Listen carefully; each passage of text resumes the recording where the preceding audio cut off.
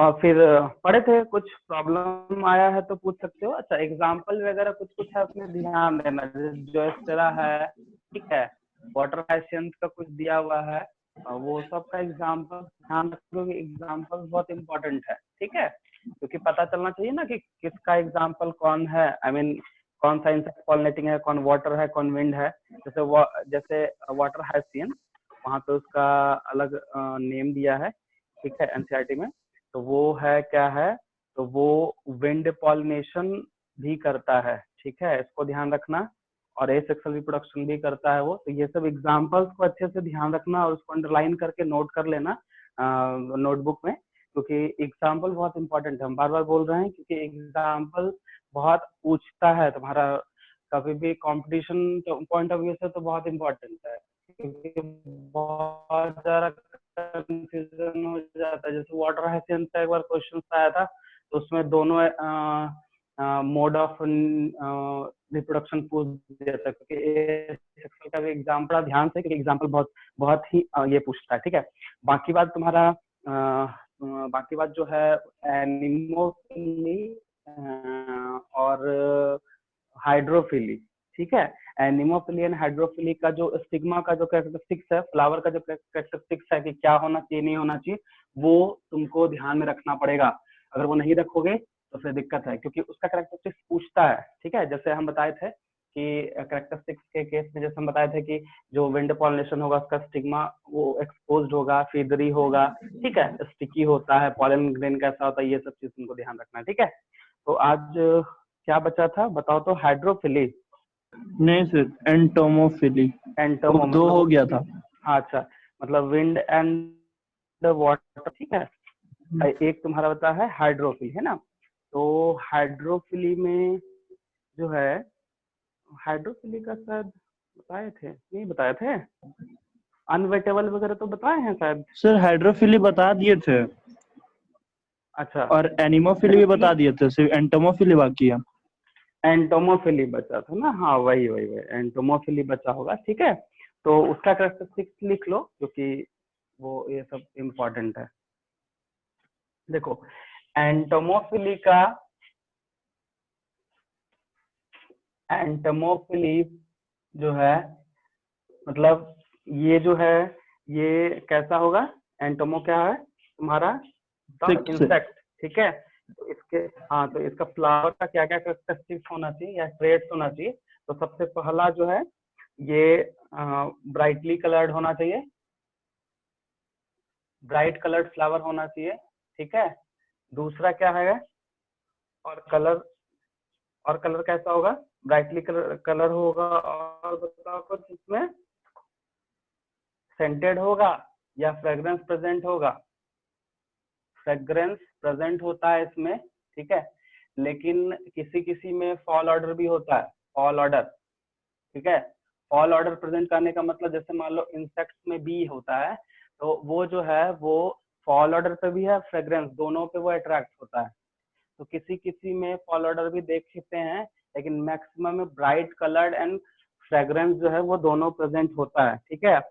तीसरा है तुम्हारा, इसका जो एंटोमोफिली का फ्लावर होगा उसमें नेक्टर भी प्रेजेंट होगा, ठीक है।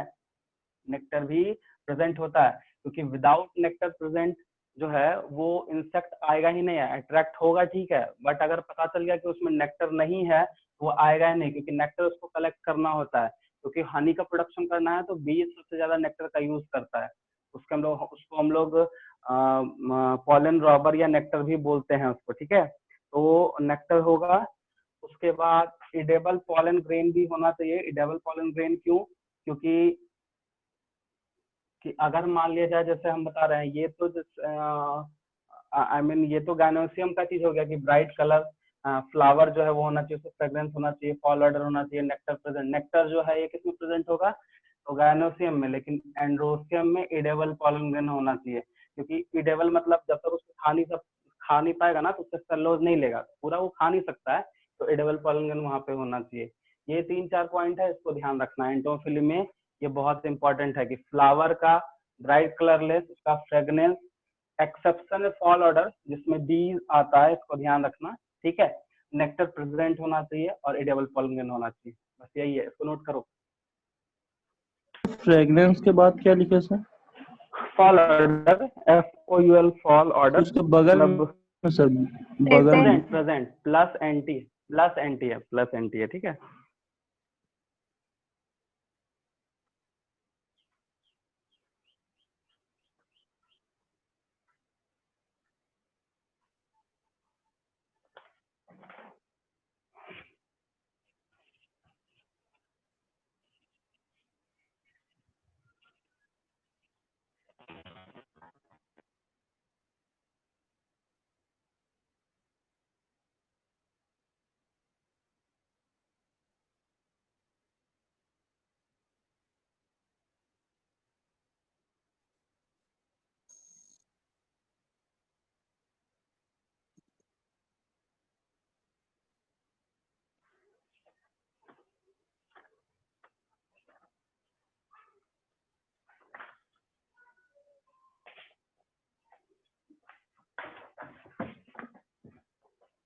हो गया सर।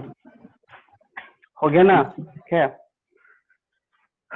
पॉलिनेशन के बाद जो है, पॉलिनेशन हो गया, उसके बाद जो मेन चीज है वो हम पहले तुम लोग को पढ़ाए हैं, याद करना। पोस्ट पॉलिनेटिंग जो इवेंट था वो याद है, पोस्ट पॉलिनेटिंग डेवलपमेंट, जिसमें क्या होता है, पॉलन ट्यूब का फॉर्मेशन होता है। पॉलन ट्यूब के थ्रू से वो जो गैमेट है वो अंदर चला जाता है, जिसमें हम लोग पॉलन पिस्टल इंटरेक्शन बताए थे। पॉलन पिस्टल इंटरेक्शन, इसको याद करो, जो हम बताए थे कि ये चीज है, हम लोग पहले ही पढ़ चुके हैं। मतलब कि बताते हैं कब, एक फिगर तुम लोग को बताए थे जिसमें इस तरह का फिगर बना था, ट्यूब सेल वाला, याद आ रहा है? हाँ, यस तो सर। ये, हाँ, तो ये जो इवेंट है वो पॉलन पिस्टल इंटरेक्शन होता है, ठीक है। उसमें क्या है कि पॉलिनेशन हो गया, जैसे पॉलिनेशन हो गया, तो पॉलिनेशन होने के बाद वहां पे अब हम बता देते हैं थोड़ा सा, ठीक है ना। जैसे मान लो ये स्टिग्मा है, तो स्टिग्मा में पॉलन आया, पॉलन ग्रेन बहुत सारा आ गया, इसमें से पॉलन पिस्टल इंटरेक्शन मैकेनिज्म में जो एग्जैक्ट पोस्ट पॉलिनेशन डेवलपमेंट जो बताया था वही है। उसमें क्या बताए थे कि पॉलन ग्रेन आएगा तो सबसे पहले स्टिग्मेटिक एक्टिविटी, मतलब स्टिग्मा का एक्टिवेशन स्टार्ट होगा, मतलब ये सर्टेन टाइप का केमिकल या एंजाइम रिलीज करेगा ताकि वो डिटेक्ट कर पाए, और उसी डिटेक्शन से पता चलता है कि कौन सा पॉलन ग्रेन कॉम्पेटेबल है। कॉम्पेटेबल मतलब उसके लिए सही है, और जो नॉन कॉम्पेटेबल है, जो मैच नहीं करता, उसको रिजेक्ट कर जाएगा, और जो कॉम्पेटेबल होगा तो एक ही वो पॉलन ग्रेन उसको लेना है ना, तो वो पॉलन ग्रेन को वो डिटेक्ट करके, डिटेक्ट करने के बाद फिर पॉलन ग्रेन अपना फंक्शनिंग करता है। हम क्या बताए थे कि जैसे मान लो ये एक हमारा लेयर है और ये दो लेयर है, इस दो लेयर में एक लेयर जो पहला वाला लेयर है, ये जो है ये एकदम स्टिग्मा की तरफ बढ़ता है, जो कि हम लोग क्या बोलते हैं, पॉलन ट्यूब, इसी को बोलते थे पॉलन ट्यूब, जस्ट एग्जैक्ट यहीं पे होगा। तो सबसे फर्स्ट में पॉलन ग्रेन आएगा, उसके बाद इनकॉम्पेटेबल, ध्यान रखना ये वर्ड, क्योंकि इनकॉम्पेटेबल एनसीईआरटी में है, नॉन इनकॉम्पेटेबल है, इनकॉम्पेटेबल। इसका सिंपल से मतलब ये है कि जो सही पॉलन ग्रेन है उसको वो डिटेक्ट किया, और सिर्फ और सिर्फ स्टैग्मेटिक एक्टिविटी, क्योंकि स्टिग्मा भी एक तरह का एंजाइम को रिलीज करता है, उसको हम हार्मोन एंजाइम बोल सकते हैं, ताकि वो उसको डिटेक्ट कर ले। जैसे वो डिटेक्ट कर लिया के बाद अब पॉलन ग्रेन का फंक्शन स्टार्ट होता है। क्या बताया था कि पहला लेयर जो होता है ये ब्रेक करके ये ठीक अंदर में आता है, जो कि ये स्टाइल होता है, ठीक है। और उसमें क्या था कि एक जो है, एक जो छोटा सा न्यूक्लियस वाला जो पार्ट था उसको हम जनरेटिव सेल बोले थे, और जो बड़ा सा पार्ट था वो वेजिटेटिव सेल था। तो वेजिटेटिव सेल क्या करता है, ये पोर्स के थ्रू बाहर निकलता है, क्योंकि पॉलन ग्रेन में जम्प पोर रहता है, वो बाहर निकलता है, ये पॉलन ट्यूब बनाता है। पॉलन ट्यूब बनाते जैसे ही ये बनाएगा तो वेजिटेटिव सेल का जो न्यूक्लियस है उसको ट्यूब सेल बोले थे, और गैमेट यहाँ पे आ जाता है, मतलब वो स्टाइल में अब आ गया, ठीक है। अब ये न्यूक्लियस बाद में डिजेनरेट करेगा, और साथ में ये वाला जो ट्यूब सेल का जो लेयर है उससे वो बाहर निकल जाएगा। देखो एक और चीज यहाँ पे था कि जैसे पॉलन ट्यूब बनता है, तो यहाँ पे जब मेल गैमेट मतलब जेनेटिव सेल जब यहाँ पे आता है तो यहाँ माइटोसिस होता है। तो माइटोसिस के बाद कितना स्टेज कितना गैमेट हो जाएगा, 2 गैमेट। अब जो है गैमेट होने के बाद ध्यान रखना, गैमेट बन गया उसके बाद ये सेल जो लेयर में है इसको ब्रेक कर देगा न्यूक्लियस के साथ, तो ये फिर आ गया कहाँ, सिग्मा में आ गया, ठीक है, सॉरी स्टाइल में आ गया। अब ये स्टाइल जो है ये कनेक्ट किससे है, हमारा ओवरी से, आई मीन फ्लावर का ओवरी से है। अब फ्लावर के ओवरी के अंदर में ओव्यूल है और उसके अंदर में एम्ब्रायोसेक है। जो एम्ब्रायोसेक होता है वो फीमेल गैमेटोफाइट का एक तरह का फॉर्म है। फीमेल गैमेटोफाइट अगर हम बोलते हैं तो एम्ब्रायोसेक का स्ट्रक्चर को याद रखना, क्योंकि एम्ब्रायोसेक का दूसरा नाम ही फीमेल गैमेटोफाइट है, ठीक है। अब फीमेल गैमेटोफाइट का प्रोसेस बता दिए हैं, मेगास्पोरेंजियम क्या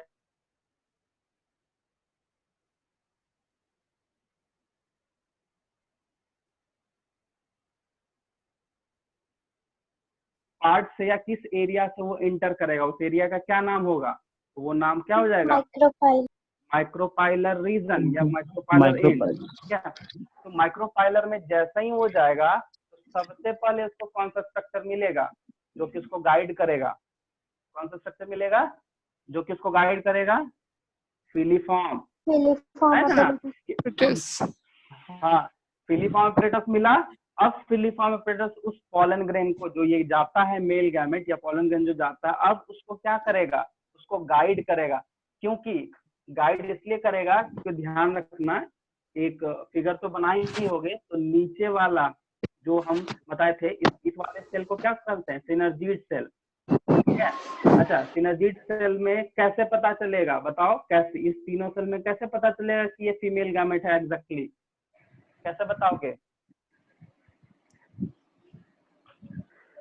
बताओ। सिनर्जीड सेल या सिनर्जीड पार्ट के पास जो 3 सेल है उसमें से कौन सा फीमेल गैमेट या फिर एग कहलाएगा, जो सबसे बड़ा रहता है सर, जो साइज में बड़ा होगा, जो रहेगा सर, हाँ, वो जो साइज में बड़ा होगा वो तुम्हारा एग सेल है। और दूसरा एक और चीज है, इसको ध्यान देना, क्योंकि जस्ट अपोजिट में कौन सा था, एंटीपोडल पोल था या एंटीपोडल रीजन बोलते हैं इसको हम लोग, हम पार्ट लिख रहे हैं, एंटीपोडल पार्ट था।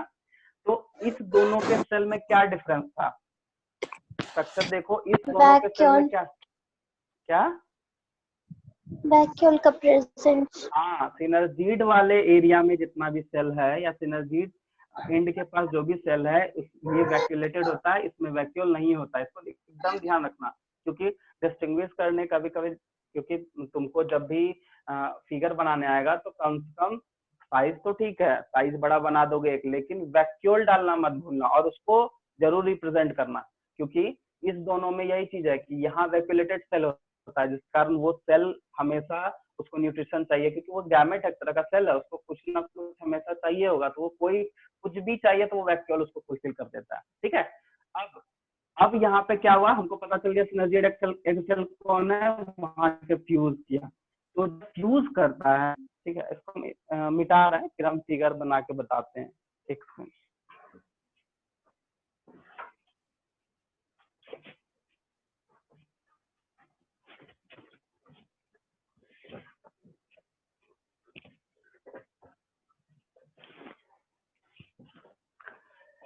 हाँ, तो ये है हमारा एम्ब्रायोसेक, ये वाला हो गया सेल हमारा, ठीक है।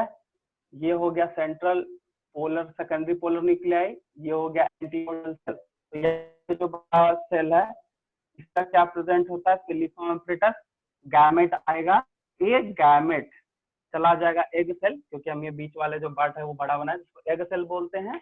और दूसरा गैमेट जो हो जाता है ये चला जाएगा सेकेंडरी पोलर न्यूक्लियाई में, सेकेंडरी में। तो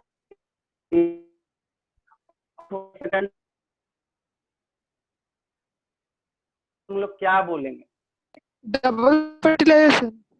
हाँ, गुड, इसी को बोलते हैं हम लोग। इसके बाद जो कॉन्सेप्ट हम लोग को वही पढ़ना है, समझ गए, डबल फर्टिलाइजेशन, ठीक है। क्या होता है, सिनर्जीड सेल से, I mean synergid egg cell से आएगा और एक सेकेंडरी न्यूक्लियाई, ठीक है, जिसमें जो सेंट्रल सेल के पास प्रेजेंट होता है, या पोलर न्यूक्लियाई बोल सकते हैं। अब यहाँ ध्यान, डबल फर्टिलाइजेशन प्रोसेस से इस इवेंट हो जाएगा जायगोट में, जायगोट के, हाँ, जायगोट के बाद क्या बनेगा, इम्ब्रायो। अब इम्ब्रायो भी जो बनेगा इसका स्टेज है वो हम आगे बताएंगे, बट ये चीज है, एक के बाद जायगोट, जायगोट इम्ब्रायो, इम्ब्रायो के बाद फर्दर प्लांट बॉडी बनाएगा। सेकेंडरी न्यूक्लियस सबसे पहले क्या बनाएगा, वो पहले क्या बनाता है, सबसे फर्स्ट बताओ, एंडोस्पर्म। एंडोस्पर्म बनाता है, उसके पहले वो बनाएगा पेन, जिसको बोलते हैं प्राइमरी एंडोस्पर्म न्यूक्लियस या न्यूक्लियाई, ठीक है। फिर ये अल्टीमेटली क्या बना देगा, एंडोस्पर्म। क्या बनाएगा, एंडोस्पर्म। ये भी प्रोसेस है, इसको बताते हैं। एंडोस्पर्म, अब ये एंडोस्पर्म का क्या काम होता है, तो जो एम्ब्रायो है उसको क्या करना, नरिशमेंट देना। क्या करना, नरिशमेंट देना। नरिशमेंट जब तक नहीं देगा, समझना क्योंकि स्पेलिंग थोड़ा सा तुमको समझ नहीं आ रहा होगा, बट हम बता रहे हैं, ठीक है। एंडोस्पर्म का काम क्या है, एम्ब्रायो को नरिशमेंट करना। अब नरिशमेंट करेगा एम्ब्रायो को, ये फर्दर डेवलपमेंट स्टार्ट करेगा। उसके बाद मेरे पास बचा 5 सेल, एक सेल यहाँ बच गया, एक सेल यहाँ बच गया, फिर ये टोटल मेरा 5 सेल बचा जिसका कोई काम नहीं है। तो अल्टीमेटली 5 सेल का क्या होगा, तो ये भी बाद में डिजनरेट करके एक तरह का न्यूट्रिटिव मीडियम या न्यूट्रिशन ही प्रोवाइड करेगा, किसको, एम्ब्रायो को। यही है तुम्हारा डबल फर्टिलाइजेशन। इसमें कुछ पूछना है तो पूछ सकते हो। ये मैकेनिज्म बस डबल फर्टिलाइजेशन के लिए बताएं, ठीक है, क्योंकि ये जो है इसमें भी कुछ मैकेनिज्म है, कुछ इसमें स्टेप्स है, ठीक है। अगर जायगोट और एम्ब्रायो तो ये पूरा स्टेप ही है, क्योंकि जायगोट में एम्ब्रायो जाएगा तो एम्ब्रायो भी कब बनेगा, तो उसमें भी तुम्हारा ग्लोबुलर शेप है, हार्ट शेप है, फिर वो एम्ब्रायो बनता है, फिर वो फर्दर हाइपोइपीकोटिलिडन वगैरह जो भी प्लूमल रेडिकल फॉर्म करता है, ठीक है। यहाँ से कुछ प्रॉब्लम है तो पूछ सकते हो तुम लोग।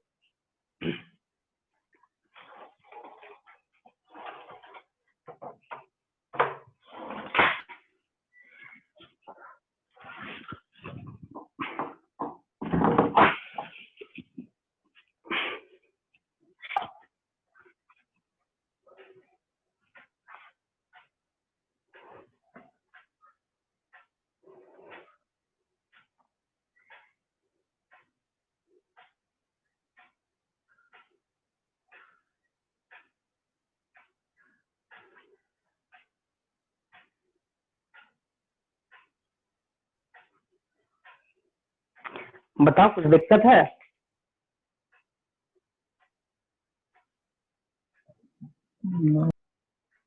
चलो एक चीज और तुम लोग बताओ, जो भी पढ़े हो, ठीक है।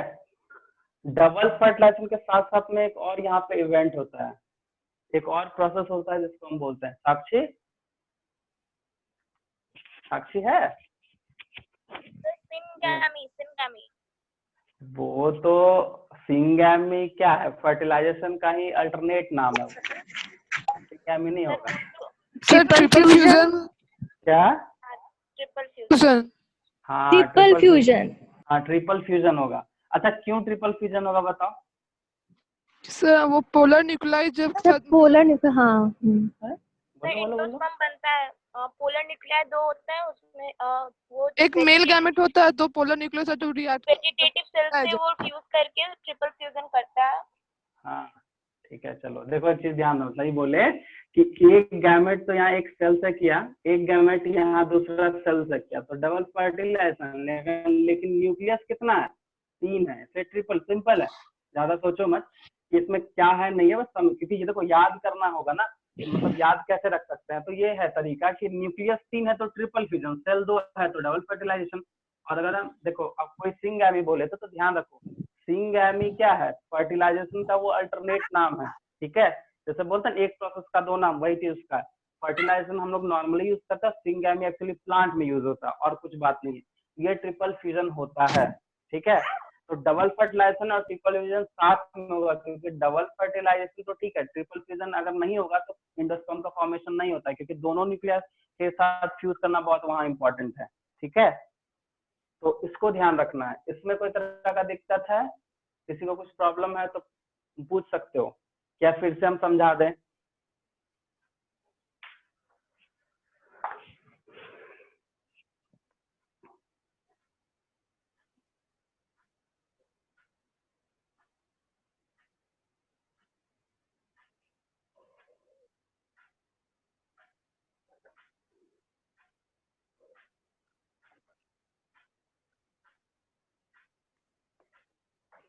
बोलो, इसमें कुछ दिक्कत है? No sir. नहीं ना। हाँ देखो, अब जो हम तुम लोग को बताए थे कि एंडोस्पर्म जो होता है, ठीक है, एंडोस्पर्म जो होता है वो क्या है, ठीक है। तो क्योंकि हम बताए कि एंडोस्पर्म जो है वो एक स्टोरेज लैडन टिश्यू मतलब बोल सकते हैं फ्लूइड पार्ट है जो कि फॉर्म करता है ड्यूरिंग फर्टिलाइजेशन। तो एंडोस्पर्म का जो फॉर्मेशन होता है उसके लिए तीन मेथड है, एक है आई मीन तीन टाइप बोल सकते हैं, न्यूक्लियर और एक होता है सेलुलर और एक होता है हेलोबियल, ठीक है, क्लियर है, ठीक है। तो मैक्सिमम ध्यान देना यहाँ पे, क्योंकि सेलुलर और तुम्हारा इसमें क्या कहते हैं न्यूक्लियर में दोनों में बहुत डिफरेंस है। सेलुलर में क्या होता है, सिंपल यहाँ सेल समझ में आ रहा है तुमको, सेलुलर है तो सबसे पहले साइटोप्लाज्म का डिवीजन होता है, फिर यहाँ पे न्यूक्लियस का डिवीजन होता है। बट न्यूक्लियर एंडोस्पर्म में जब पेन बनता है प्राइमरी एंडोस्पर्म न्यूक्लियस, तो वहां पे एक से ज्यादा न्यूक्लियस का डिवीजन होता है, वो न्यूक्लियस फिर से क्लीवेज करता है, ठीक है, वहां माइटोसिस नहीं होकर क्लीवेज होता है, ठीक है। बट ध्यान रखना जो न्यूक्लियस का डिवीजन हो रहा है, जो क्लीवेज प्रोसेस हो रहा है, उसमें कभी भी वॉल का फॉर्मेशन नहीं होगा। और अगर वो वॉल का फॉर्मेशन मान लो हो गया, ठीक है, ये मान लो एक न्यूक्लियस है, इसमें बहुत सारा हो गया, न्यूक्लियर का डिवीजन हो गया, अब इसमें ये मल्टीप्लेटेड है, तो यहाँ जो है न्यूक्लियस एक बार डिवाइड कर रहा है, तो डिवाइड जो है वो किस प्रोसेस से करेगा ना, क्लीवेज, क्योंकि मल्टी न्यूक्लिएटेड होता है तो वो क्लीवेज प्रोसेस स्टार्ट करता है। बट क्लीवेज प्रोसेस जो स्टार्ट करेगा उसमें सेल वॉल का या वॉल फॉर्मेशन नहीं करेगा, और अगर वो वॉल फॉर्मेशन कर गया तो ऐसा प्रोसेस को इनकम्प्लीट हम लोग बोलते हैं, इनकम्प्लीट न्यूक्लियर डिवीजन, ठीक है। मैक्सिमम केस में जो है वो न्यूक्लियाई बहुत सारा डिवाइड करता है थ्रू क्लीवेज। हम क्या बोले, ध्यान देना, पेन जब बनेगा तो ये मल्टी न्यूक्लिएटेड फॉर्म में चला जाता है, multi nucleated form further cleavage process से और डिवाइड करता है, बट विदाउट वॉल फॉर्मेशन। अगर वहां पे वॉल का फॉर्म हो गया तो इसको हम लोग बोल देते हैं इनकम्प्लीट, और इनकम्प्लीट बहुत ही रेयर होता है, इसका एग्जांपल हम बताते हैं। बट कंप्लीट का पहले समझ लो, जब वॉल का फॉर्मेशन नहीं होगा, वो कंप्लीटली जब वो डिवाइड क्लीवेज करना स्टार्ट करेगा, और वो क्लीवेज करके फिर एक क्लस्टर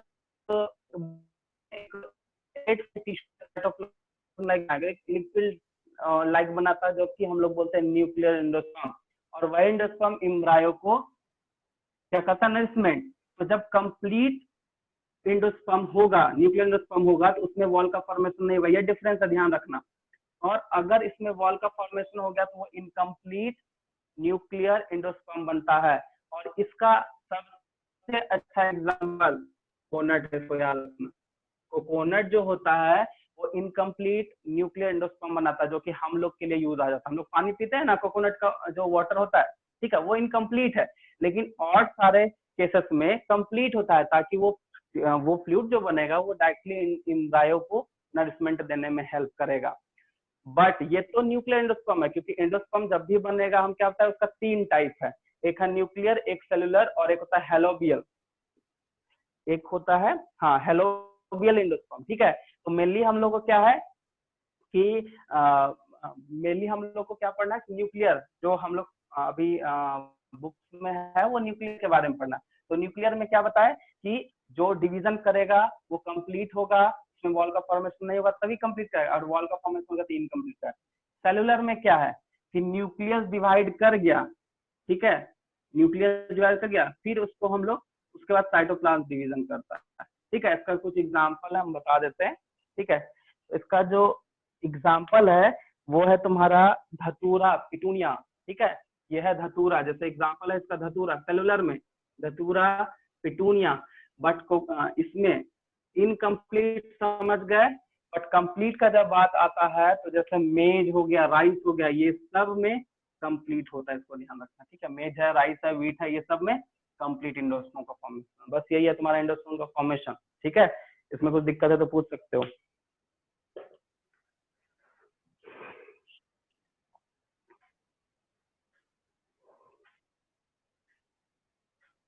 इसमें कुछ दिक्कत है किसी को?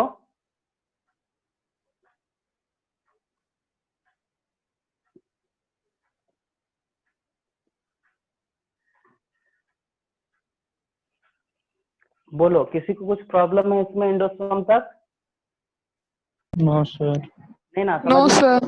में कुछ दिक्कत है तो बताओ, इसमें किसी को कुछ प्रॉब्लम तो बता सकते हो, फिर हम आगे बढ़ेंगे। ठीक है, ठीक है, तो हम किसी को प्रॉब्लम नहीं है, इसको हम मिटा रहे हैं और फिर नेक्स्ट जो है वो स्टार्ट करते हैं। देखो एक और चीज है जो एनसीईआरटी के टॉपिक में है, वो छूट गया है, छूटा नहीं है, हम सोचते इसके बाद ही बताएंगे, डबल फर्टिलाइजेशन और ट्रिपल फ्यूजन के।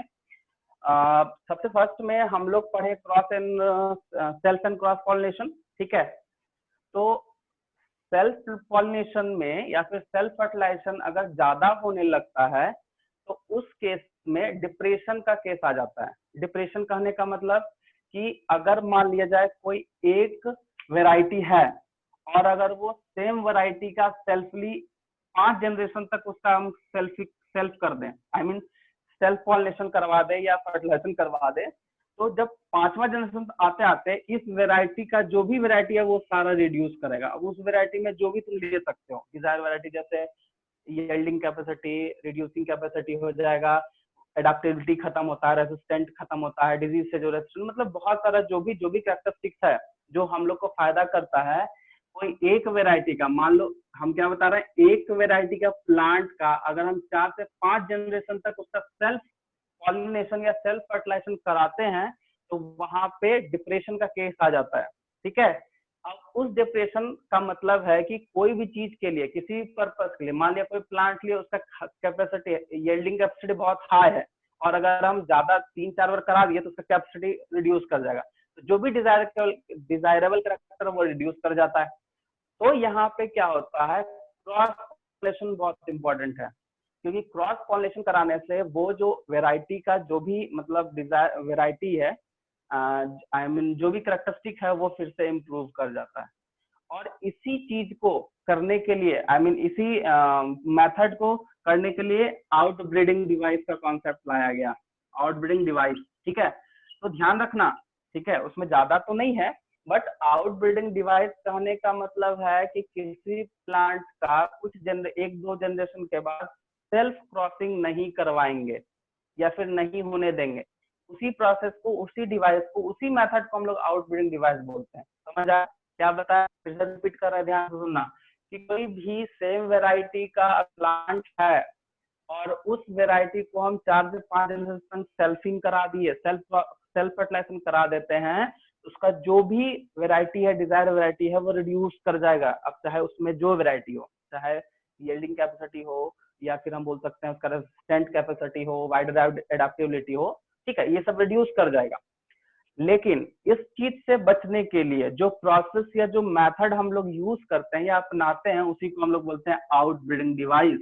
ठीक है, तो आउटब्रीडिंग डिवाइस में इस डिवाइस में क्या क्या आ सकता है, तो हम 5 वर्ड लिख रहे हैं क्योंकि ये जो है इससे ये आउटब्रीडिंग डिवाइस होता है, मतलब सेल्फ फर्टिलाइजेशन या सेल्फ पॉलिनेशन होने ही नहीं देगा। तो सबसे पहला है यूनिसेक्सुअलिटी। सेक्सुअलिटी, यूनिसेक्सुअल का मतलब वही है, मेल और फीमेल क्या हो सकता है वो अलग अलग हो जाएगा। तो उसमें क्या है कि सेल्फ कम क्रॉस पॉलिनेशन या क्रॉस फर्टिलाइजेशन ज्यादा होता है। यूनिसेक्सुअलिटी पहला हो गया। दूसरा हो जाएगा दूसरा हो जाता है डाइकोगैमी। ठीक है, दूसरा हो जाएगा डाइकोगैमी। ठीक है, इसमें क्या है कि इस डाइकोगैमी में क्या होता है, एंथर, ठीक है, या स्टिग्मा, क्योंकि स्टिग्मा हमारा क्या हो जाएगा, कौन सा part, female part, anther male part. ठीक है, तो ये दोनों का मैच्योरेशन जो पीरियड है वो अलग हो जाएगा। मैच्योरेशन पीरियड का जो टाइमिंग है वो डिफरेंट हो जाएगा। तो सोचो कि अगर मान लो टाइम स्टिग्मा मैच्योरेशन से पहले अगर एंथर हो गया तो क्या यहाँ पे सेल्फ करा पाएंगे? नहीं, यहाँ क्रॉस ही कराना पड़ेगा। तो उस केस में क्या होगा कि हम एंथर को भी प्रिजर्व कर सकते हैं और स्टिग्मा के पार्ट को भी प्रिजर्व कर सकते हैं। ठीक है, क्योंकि इसमें आर्टिफिशियल हाइब्रिडाइजेशन का केस इसी में आ जाता है। क्या हाइब्रिडाइजेशन होता क्या, तो हम ये आगे बढ़ाएंगे। तीसरा जो है वो है तुम्हारा प्रीपोटेंसी। प्रीपोटेंसी इसमें क्या होता है कि मान लिया जाए स्टिग्मा पे पॉलन ग्रेन आ गया, स्टिग्मा पे पॉलन ग्रेन आ गया, ठीक है, तो वहां पे वो जर्मिनेट नहीं करेगा, इसको हम लोग बोलते हैं प्री पोटेंसी। ठीक है, प्री पोटेंसी मतलब है कि किसी भी अनदर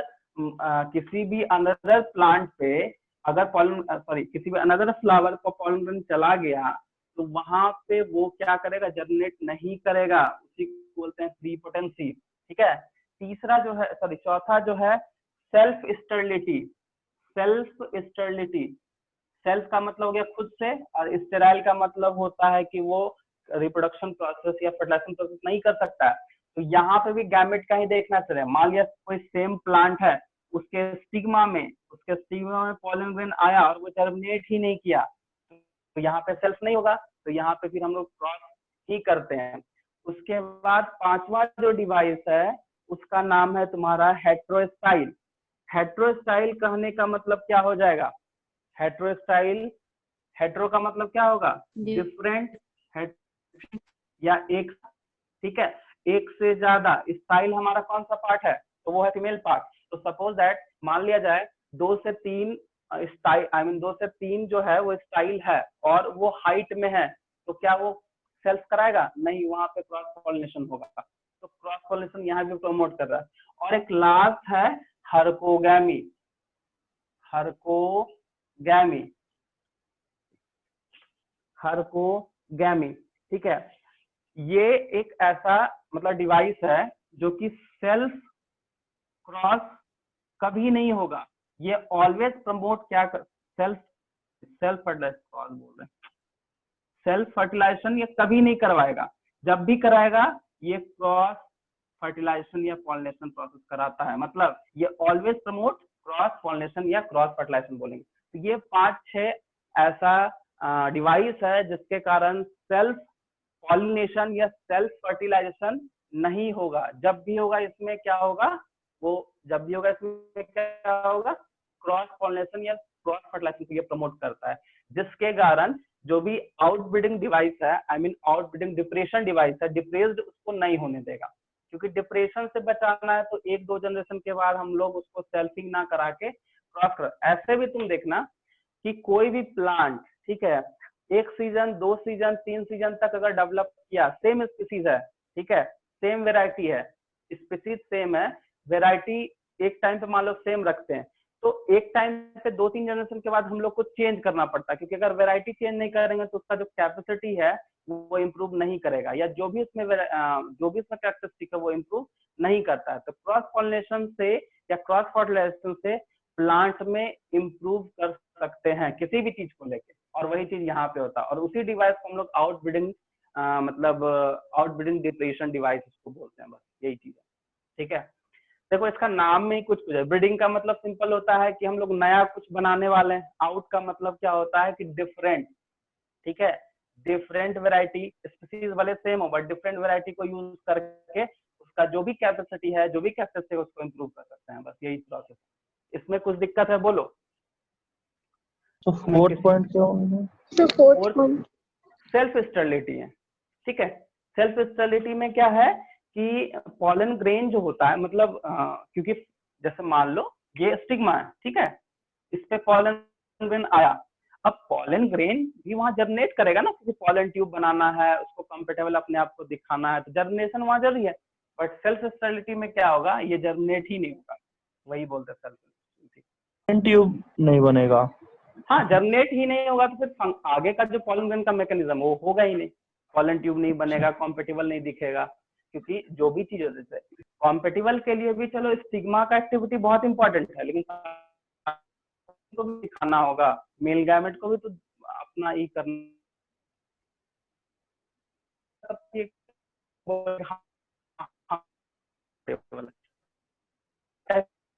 देखते हो वो इनकॉम्पेटिबल है, और जो रॉन्ग टाइप है वो इनकॉम्पेटिबल है, राइट है कॉम्पेटिबल है, सिंपल, तो जर्मिनेट ही नहीं होगा। ठीक है, स्पेलिंग हम लिख दे क्या, नहीं सर। एक्चुअली देखो, हम तुम लोग को एक और चीज बताते हैं, ये एक्स्ट्रा है, ठीक है।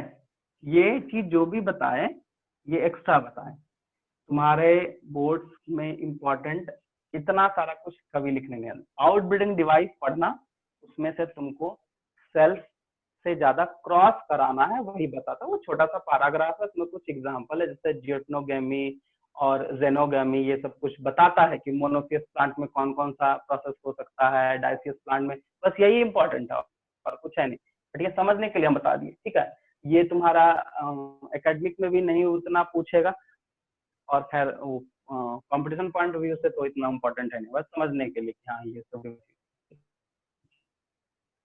समझ आया। Yes sir. अब जो है हम लोग नेक्स्ट, हाँ एक चीज तुम्हारा रह गया, ठीक है, आर्टिफिशियल हाइब्रिडेशन। आर्टिफिशियल हाइब्रिडेशन तुम लोग को पता होगा, कोई बताओ हमको। उदय पढ़ा है ना, 9th में था जी, बताओ। हाँ सर, जो हम लोग दो अलग अलग प्लांट का पार्ट्स को हाइब्रिड करा के एक न्यू प्लांट का ये करता है। हाँ तो वो तो प्लांट ब्रीडिंग हो गया, बट आर्टिफिशियल हाइब्रिडेशन क्या कहलाया था, याद करो।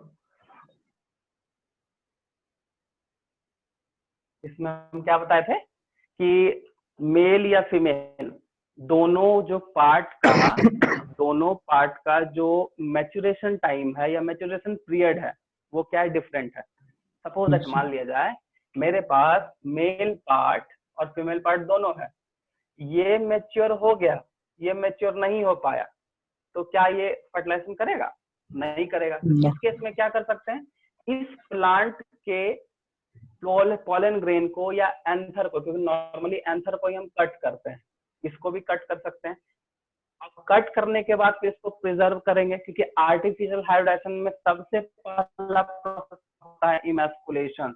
तो इमैस्कुलेशन में हम लोग स्टिग्मा को कट करते हैं, क्योंकि स्टिग्मा को कट करेंगे और उसको हम लोग क्या करेंगे, पेपर से या फिर बटर पेपर से रैप करते हैं। वहां एक पर्टिकुलर एक मतलब चीज वहां पे एग्जांपल है, बटर पेपर देखना, ठीक है, एनसीईआरटी में है। बटर पेपर से क्या करते हैं, उसको क्या कर लिए हम लोग, बैगिंग कर दिए, ठीक है। मतलब पहले इमैस्कुलेशन में हम लोग कट कर लिए, एंथर को कर सकते हैं और इसको दोनों कर सकते हैं। बट फीमेल पार्ट को करना बहुत इंपॉर्टेंट है, क्योंकि फीमेल पार्ट क्या है कि वो वहां पे पॉलन ग्रेन, वहां पे हम उसको डालना है, तो ये पार्ट को हम लोग कट करेंगे। तो जो कटिंग करते हैं प्लांट, इसी को बोलते हैं क्या, इमैस्कुलेशन।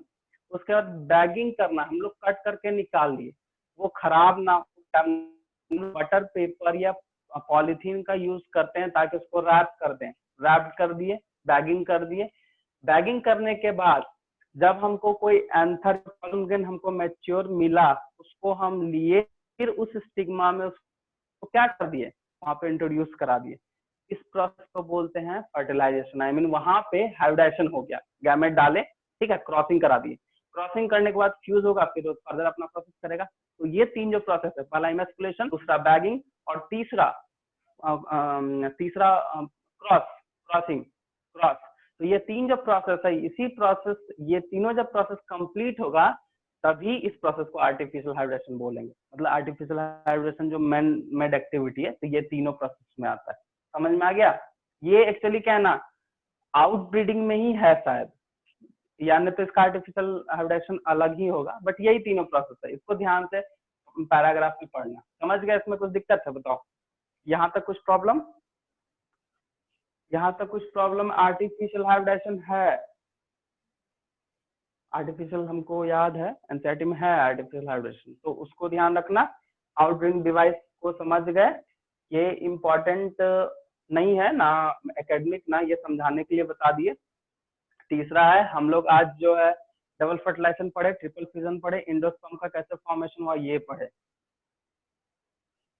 अब हाँ कुछ प्रॉब्लम है तो पूछ सकते हो, कुछ प्रॉब्लम तो पूछ, आगे बढ़े। हाँ सर, बढ़िया। क्योंकि अब हम लोग एम्ब्रायोजेनेसिस पढ़ेंगे, मतलब एम्ब्रायो फॉर्मेशन, ठीक है।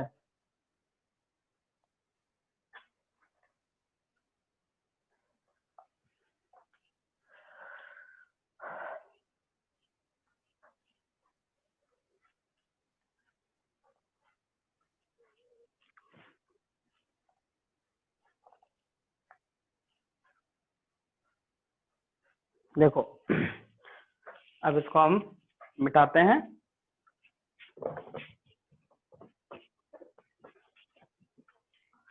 सबसे पहला चीज ये ध्यान रखना कि मोनोकोट और डाइकोट दोनों है, ठीक है। डाइकोट मोनोकोट प्लांट का जो फॉर्म होता है वो थोड़ा डिफरेंट है, क्योंकि अभी जो हम लोग पढ़ने वाले हैं वो हम लोग पढ़ेंगे डाइकोट का, ठीक है। कि डाइकोट प्लांट में जो है जो आई मीन गैमेट फ्यूज किया, ठीक है, गैमेट फ्यूज किया, ये बन जाएगा जायगोट, ठीक है।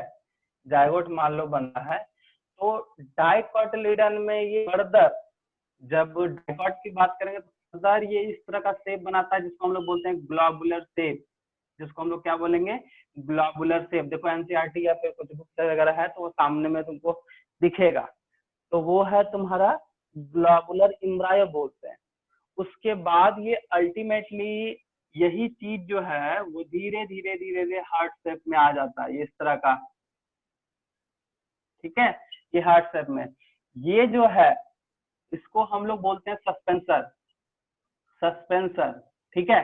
देखो हम क्या बताएं कि ये डाइकोट की बात कर रहे हैं, ठीक है। तो डाइकोट में पहले ये जायगोट, और जायगोट में फिर ये बनेगा फर्दर डिवीजन करके एम्ब्रायो, तो एम्ब्रायो स्टेज में जाएगा। तो सबसे पहले ये होता है ग्लोबुलर स्टेज, सॉरी स्टेज, में चला जाएगा, हार्ट शेप एम्ब्रायो बोलते हैं जो कि डाइकोट में। उसके बाद अल्टीमेटली तुम्हारा जो है वो बनाएगा, जैसे मान लो यही है, तो अल्टीमेटली एक प्ल्यूमुल और एक रेडिकल, मतलब इसको हम नेक्स्ट में बनाते हैं।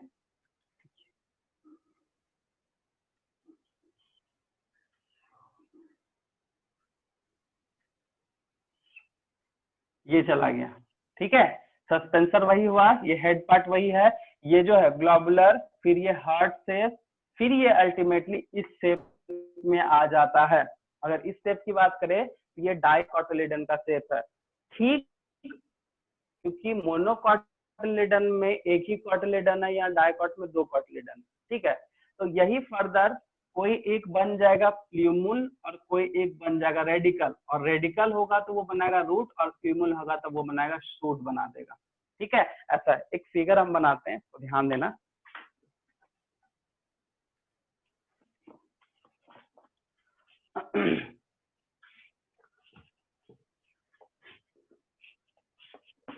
यहां तक जाएगा, फिर इस फेज में जब आएगा तो इसका कुछ अलग नाम है, इसको ध्यान देना, ठीक है।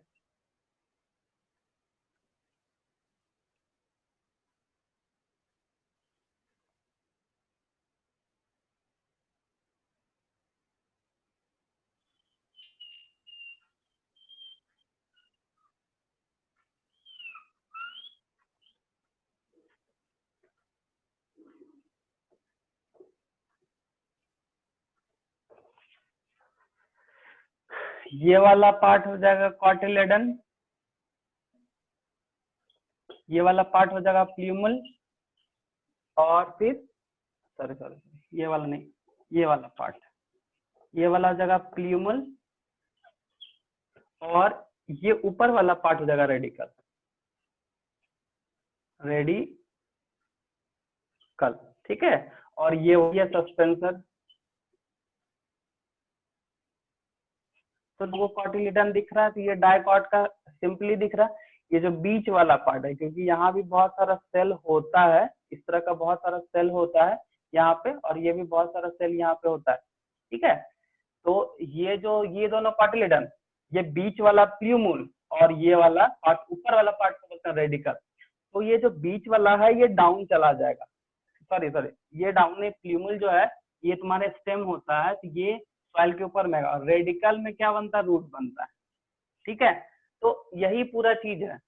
डाइकोट में कोटिलिडन प्ल्यूमुल रेडिकल बना, वो फर्दर फिर डिवाइड करेगा, डिवाइड करने के बाद फिर वो क्या हो जाएगा, रेडिकल रूट में चला जाए और प्ल्यूमुल स्टेम का फॉर्मेशन कर देता है, ठीक है। यही चीज इसमें चीज होता है। समझे। देखो एक और चीज है, तो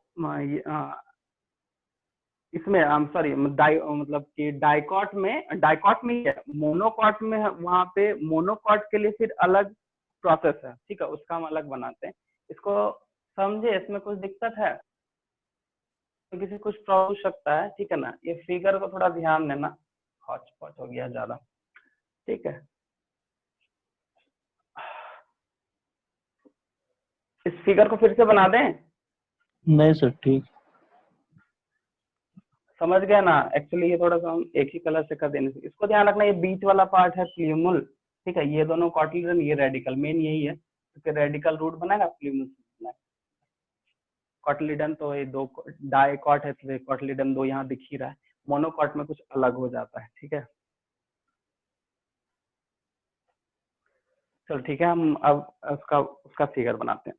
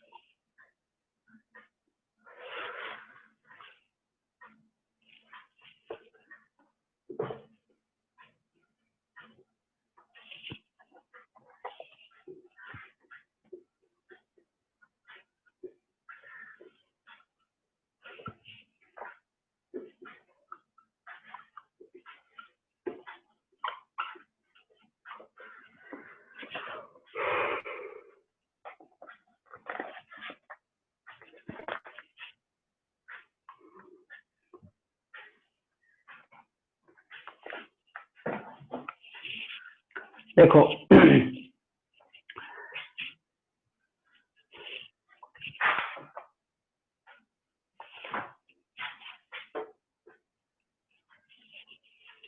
देखो, सबसे फर्स्ट में ये जो स्ट्रक्चर है, इस पे ध्यान देना, क्योंकि स्ट्रक्चर थोड़ा सा इसको समझना पड़ेगा। इसमें एक और स्ट्रक्चर वो हम बता देते हैं, क्योंकि इसमें अलग कुछ होता है, इसमें कुछ अलग होता है। ये पहले एक स्ट्रक्चर, ये जो पार्ट बीच वाला सिलेंडर लाइक स्ट्रक्चर, इसको हम लोग कॉटलेट बोलेंगे। जस्ट इसके बिलो पार्ट को, ठीक है, इसको सीधा करते हैं, इसको बिलो पार्ट को हम लोग बोलते हैं हाइपोकॉटल। और ये हो गया तुम्हारा रेडिकल पार्ट, और रेडिकल में रूट कैप आ जाता है, ठीक है। तो ये जो है रेडिकल पार्ट, हम क्या होता है, रेडिकल क्या बना लेगा, रूट बना लेगा, ठीक है। और ये कॉटिलिडन के जो जस्ट मतलब आई मीन, क्योंकि ये बीच में ही होता है, सिलेंडर लाइक स्ट्रक्चर है, तो प्ल्यूमल जो है ये कौन सा shoot system I mean stem का फॉर्मेशन करेगा। ये तो इसका सिंपल फिगर है कि हम लोग कॉटिलिडन कहाँ रिप्रेजेंट कर रहे हैं, हाइपोकॉटिलिडन कहाँ रिप्रेजेंट कर रहे हैं, रेडिकल कहाँ। तो यहाँ पे ध्यान देने वाला बात है कि हाइपोकॉटिलिडन के जस्ट हम रेडिकल के पार्ट के ऊपर रिप्रेजेंट कर रहा है। अगर हाइपोकॉटिल किसको बोलेंगे, तो two cylinder like structure cotyledon बोल रहे हैं, और उसी सिलेंडर लाइक स्ट्रक्चर के जस्ट नीचे में जो पार्ट है उसी को हम लोग बोलते हैं हाइपोकॉटल, ठीक है। तो अल्टीमेटली इसमें ध्यान रखना कि क्योंकि देखो जब इसका डिस्क्रिप्शन तो क्योंकि डाइकॉट में अलग था, डाइकॉट में समझ में आ रहा था तो क्लियरली कि दो कॉट है, उसमें रेडिकल प्ल्यूमल समझ में आ रहा था। लेकिन इसमें क्या है, इसके अंदर में अलग अलग फिर स्ट्रक्चर बनता है, स्केलेटम, कोलराइजा, ये सब बनता है, तभी वो रेडिकल और प्ल्यूमल को मतलब फिर बाद में फर्दर डिवीजन करके वो रूट और स्टेम में बनाता है। तो ये पहला फिगर है। सेकंड फिगर जो है वो हम बना देते हैं।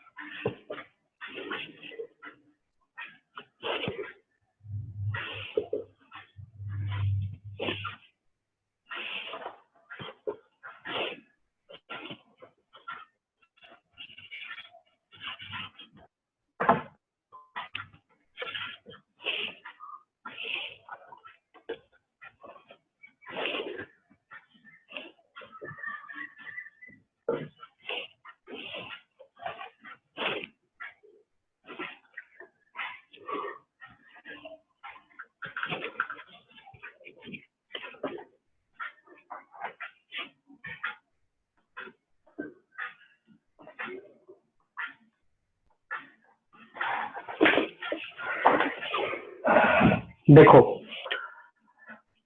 साइड वाला फिगर याद यहाँ पे ध्यान देना। साइड वाले फिगर में जो है सबसे फर्स्ट, क्योंकि ये एम्ब्रायनिक एक्सिस है मोनोकोटिलिडन का, इसमें तुमको साफ पता चल रहा है कि क्या कहाँ प्रेजेंट है।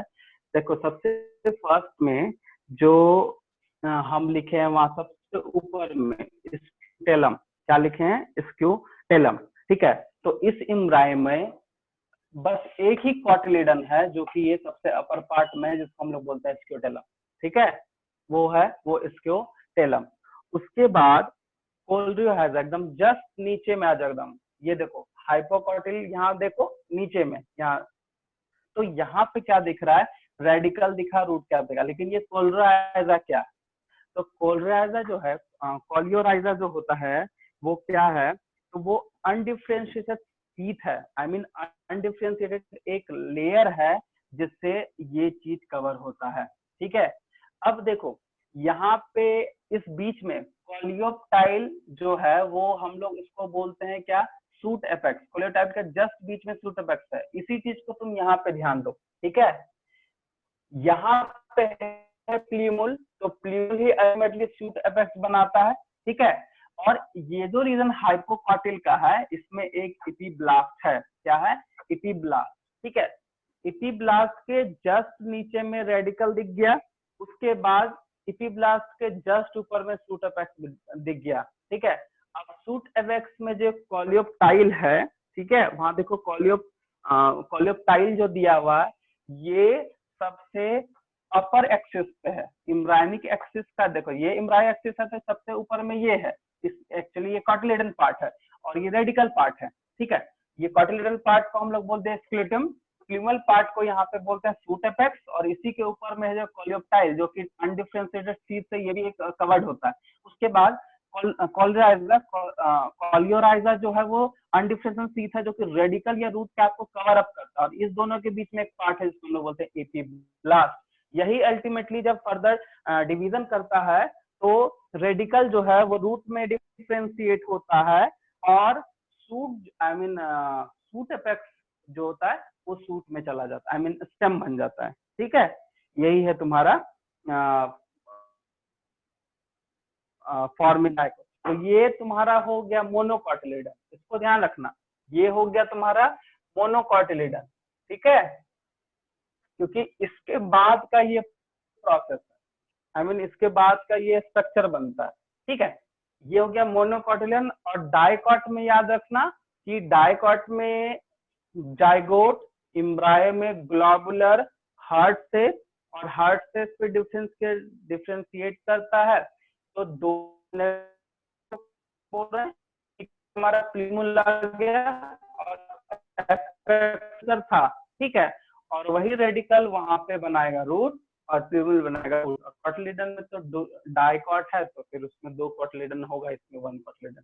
ठीक है, बस इसको ध्यान रखना, यहाँ पे कोटिलिडन सिलेंडर में दिया है, बट यहाँ पे कोटिलिडन जो है यहाँ स्क्यूटेलम में दिया है। बस यही है तुम्हारा मोनोकोट एंड डाइकॉट। ठीक है, ये तुम्हारा जितना भी था कॉन्सेप्ट ऑलमोस्ट इसमें कंप्लीट हो गया। ठीक है, अब इसके बाद है तुम्हारा सीड एंड फ्रूट फॉर्मेशन। ठीक है, तो सीड एंड फ्रूट फॉर्मेशन में कुछ ज्यादा है नहीं, वो भी हम बता ही देते हैं, आज ये खत्म हो जाएगा चैप्टर। इसमें कुछ पूछना है तो पूछ सकते हो, मोनोडाइकॉट में पूछना है तो पूछ सकते हो तुम लोग।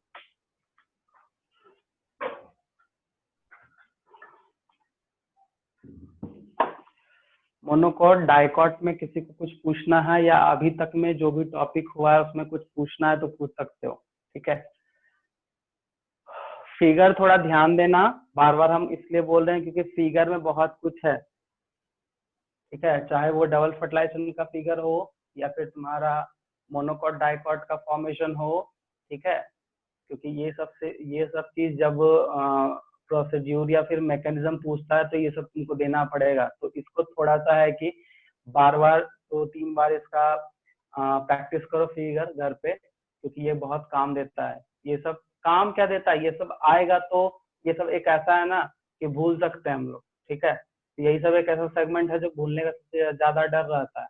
और ये सब में कोई ना कोई क्वेश्चन, क्योंकि मोनोकॉट और डाइकॉट तो सबसे ज्यादा पूछा जाने वाला टॉपिक है कि कैसे वो इम्ब्रायो से फिर सॉरी जाइगोट से इम्ब्रायो बनता है।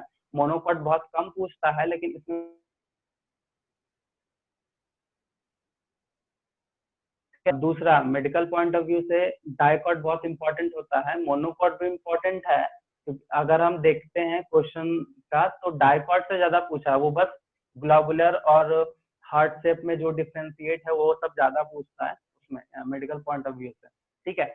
और अगर तुम मोनोकॉट में मेडिकल पॉइंट ऑफ व्यू से बात करोगे तो ये पार्ट बहुत इंपॉर्टेंट है और ये पार्ट बहुत इंपॉर्टेंट, क्योंकि इसमें नया दोनों है, कोलेप्टल कोलोराजा एंड स्केलेटम, ये दोनों तीनों नया टर्म है तुम्हारे सामने, ठीक है वही, लेकिन यहाँ टर्म चेंज कर दिया है, ठीक है। इसीलिए इसमें यहाँ पे किसी को कुछ मतलब कुछ प्रॉब्लम है, कुछ पूछना है तो फिर पूछ सकते हो।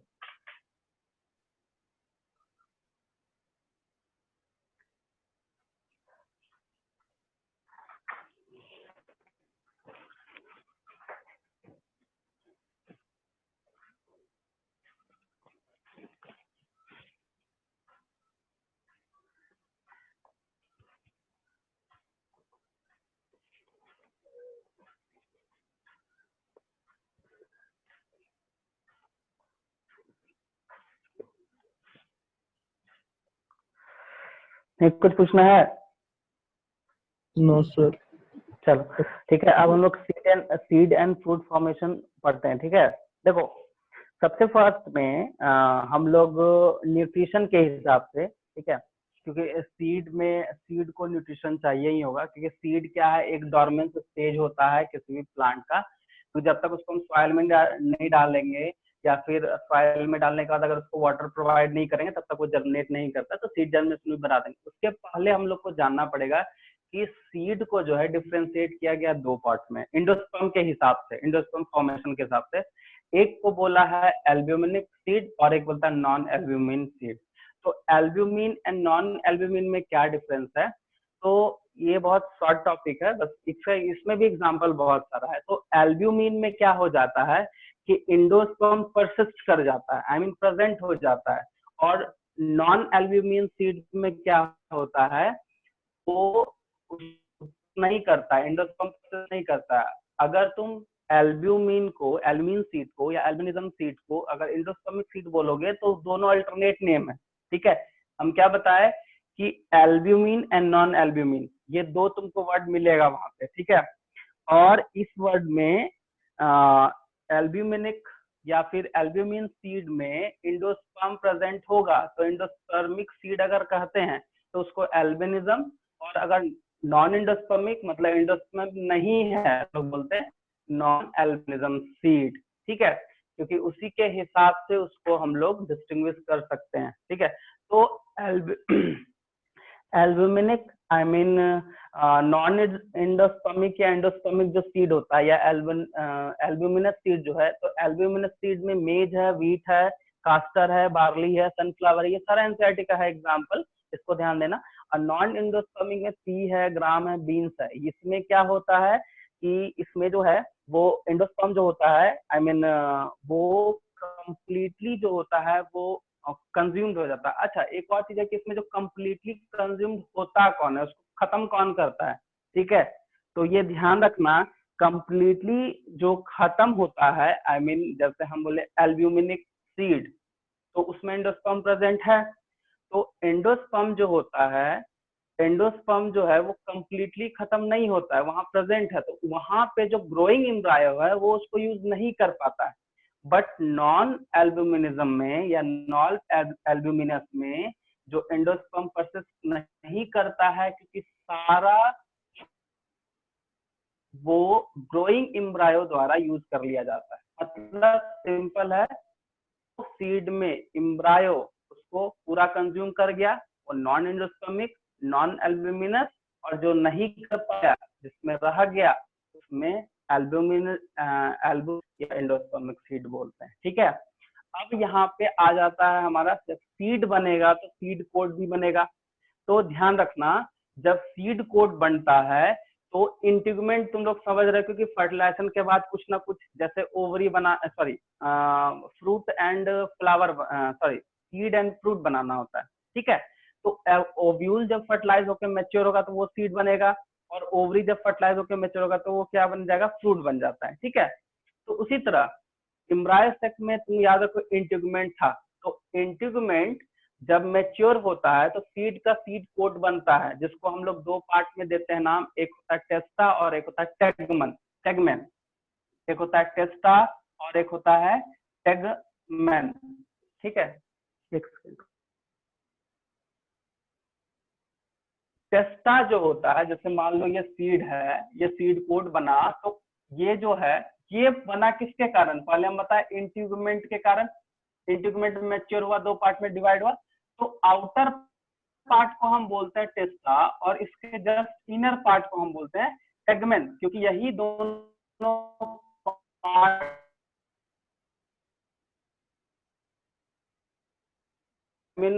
वो खराब नहीं होता है, और इसी स्टेज को हम लोग बोलते हैं डॉर्मेंट।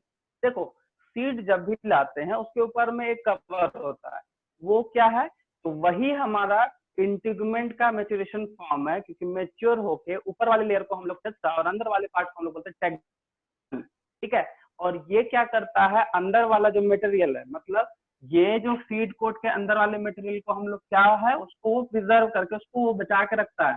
ठीक है, जैसे इसको हम सीड में डालें, ठीक है, सॉरी सॉइल में डालें, और सॉइल में डालने का उसमें अगर हल्का सा पानी, क्योंकि कोई भी सीड जब भी लगाओ, जब भी प्लांटेशन हम लोग करते हैं, बीज वाला कुछ भी प्लांट हो, तो हम पानी जरूर डालते हैं, क्योंकि पानी में क्या है उसका मिनरल्स, और वो मिनरल्स एज ए न्यूट्रिएंट वो कंज्यूम करता है, और यहाँ पे जर्मिनेशन स्टार्ट हो जाता है। बस जैसे ही पानी जाएगा जर्मिनेट स्टार्ट करेगा और वो रूट एंड शूट या प्लांट में कन्वर्ट हो जाता है। यही है तुम्हारा सीड का फॉर्मेशन। ठीक है, अब हम लोग फ्रूट पढ़ते हैं। तो फ्रूट जो है हम क्या बताएं, सीड है, ओव्यूल जो है, ओव्यूल उसका वो मैच्योरेशन पार्ट है सीड, और ओवरी का मैच्योरेशन पार्ट क्या हो जाता है, वो फ्रूट है। थोड़ा इसको मिटा देते हैं।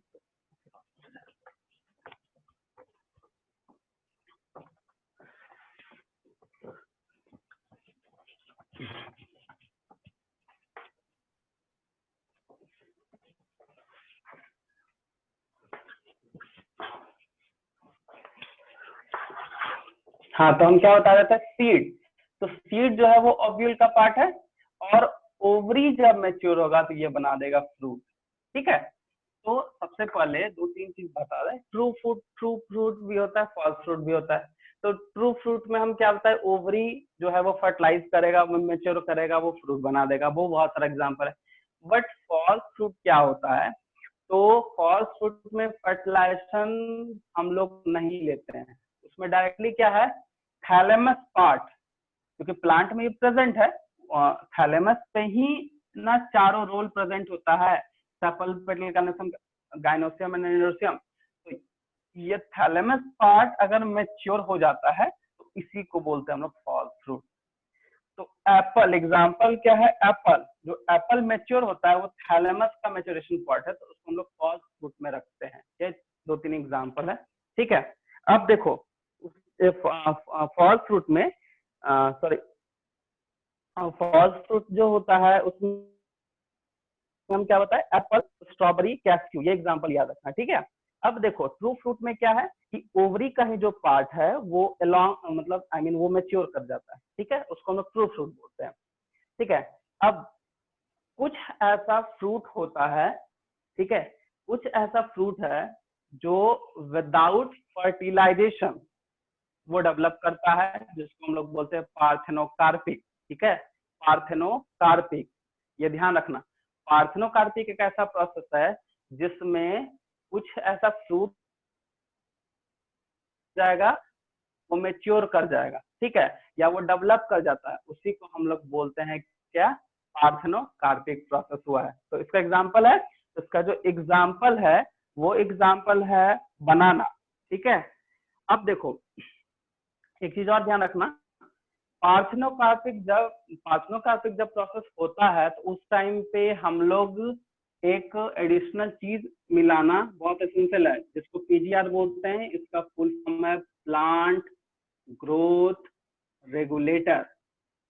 प्लांट ग्रोथ, इसमें कौन सा, ऑक्सीन एंड साइटोकाइनिन, ये दो हार्मोन होता है जो जिसको हमको इस प्रोसेस में ऐड करना पड़ता है ताकि वो ग्रोथ करने में हेल्प करे।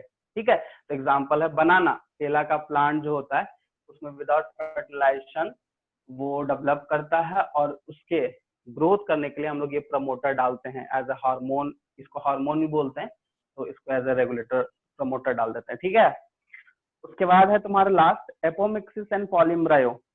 एपोमिक्सिस क्या है, ठीक है, तो एपोमिक्सिस क्या होता है, ये एक तरह का एसेक्सुअल रिप्रोडक्शन है जिसमें हम लोग देखते हैं कि सीड का फॉर्मेशन होता है विदाउट फर्टिलाइजेशन। ये एक तरह का क्या है, सीड का फॉर्मेशन का विदाउट फर्टिलाइजेशन, ये एक तरह का एसेक्सुअल रिप्रोडक्शन है। या फिर देखो एपोमिक्सिस क्यों बोलेंगे, एपोमिक्सिस हम लोग क्यों बोले, क्योंकि ये मिमिक एकदम एक कॉपी करता है सेक्सुअल रिप्रोडक्शन को, क्योंकि सेक्सुअल रिप्रोडक्शन में ही सीड का फॉर्मेशन होता है। हम लोग जानते हैं कि अगर सीड प्रेजेंट है तो वो सेक्सुअल रिप्रोडक्शन करेगा, वो करेगा ही करेगा, लेकिन जो सीडलेस प्लांट है वो कभी भी सेक्सुअल रिप्रोडक्शन नहीं करता, वो एसेक्सुअल रिप्रोडक्शन करता है या फिर पार्थेनोकार्पिक हो सकता है, ऐसा हम लोग बोलते हैं। लेकिन यहाँ पे सीड का फॉर्मेशन हो रहा है बट विदाउट फर्टिलाइजेशन, तो इसीलिए हम लोग बोलते हैं एपोमिक्सिस। ठीक है, और एक है लास्ट पॉलीइम्ब्रायोनी। ठीक है, तो पॉलीइम्ब्रायोनी में याद रखना कि कुछ ऐसा प्लांट है जिसमें एक से ज्यादा इम्ब्रायो का मतलब कि कह सकते हैं कि फर्टिलाइजेशन जो होता है वो एक से ज्यादा एग वहां पे फर्टिलाइज हो जाता है, तो पॉलीइम्ब्रायो वो कहलाता है। जिसका एग्जाम्पल जो है वो है अनियन है, ग्राउंड नट है, मैंगो, लेमन और ऑरेंज। ठीक है, ये सब पॉलीइम्ब्रायो का एग्जाम्पल है, इसमें ये होता है क्वाइट कॉमन है। तो ये सब एग्जाम्पल है, छोटा छोटा चीज है, एपोमिक्सिस, पॉलीइम्ब्रायो, सब एक दो लाइन का चीज है, इसको पढ़ना। ठीक है, हाँ, सीड एंड फ्रूट फॉर्मेशन में, तो फ्रूट का फॉर्मेशन में यही है, ट्रू फ्रूट, फॉल्स फ्रूट। तो फॉल्स फ्रूट में क्या होता है, थैलेमस ग्रोथ करता है अलॉन्ग विथ क्या, ओवरी, बट यहाँ पे ट्रू फ्रूट में डायरेक्टली ओवरी मेच्योर करता है, ग्रो करता है, तो इसको हम लोग ट्रू बोलते हैं, फॉल्स बोलते हैं। एग्जाम्पल बहुत इंपॉर्टेंट है, सीड में एल्बुमिनिक या एल्बुमिनस, नॉन एल्बुमिनस, सीड का एग्जाम्पल याद करना है, उसमें क्या होता है वो याद करना है, और एपोमिक्सिस में एग्जाम्पल है, डेफिनेशन है। तो ये सब दो चार लाइन का चीज है, उसको ध्यान रखना। इसके पहले जो मोनोकॉट एंड डाइकॉट का ग्रोइंग बहुत अच्छे से उसको ध्यान में रखना पड़ेगा। ठीक है, मैकेनिज्म को याद करना पड़ेगा। ठीक है, हम जो उसमें बताए हैं उसको उतना ध्यान रखो। बाकी बुक्स वगैरह जो भी है उसको पढ़ो, बाकी नोट्स वगैरह तो मिल ही जा रहा है पीडीएफ से, और अगर कुछ नोट्स में कुछ वैसा चीज प्रॉब्लम हो तो उनसे जरूर डिस्कस कर लेना। ठीक है, ये चैप्टर कंप्लीट हो गया। हम लोग नेक्स्ट क्लास स्टार्ट करेंगे, ह्यूमन रिप्रोडक्शन का स्टार्ट करने वाले हैं, तो थोड़ा सा रीड करके आना और इसको रिवाइज करके आना, कुछ होगा तो फिर पूछ सकते हो। ठीक है, और कुछ इसमें प्रॉब्लम है तो पूछो। यहाँ तक में किसी को कोई दिक्कत?